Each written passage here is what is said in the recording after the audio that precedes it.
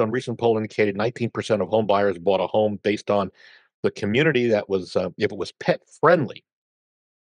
Danielle wrote us an email explaining she has two small dogs, but found out that several condo associations in town have rules against having more than one dog. And Yes. she really wanted to live in a couple of those condo communities. She's wondering, is there anything she can do to get the approval for two dogs if they require that they only have one dog? What are her options at this point, Lee? Yes. So condo associations are run by the people who live in the condos.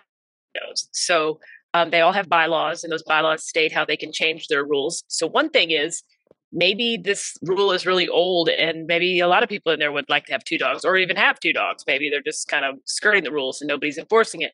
So one thing you can do is you can go to the powers that be, the board, the president of the HOA or the property manager, and say, hey, is there any way to to put on an amendment to see if we can get this rule changed? And if they change it, then that's great.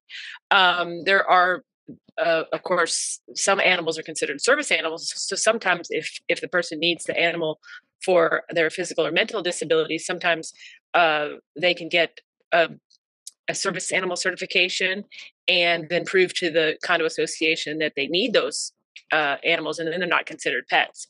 So there's a statute that says what you have to go through in order to prove that rightfully.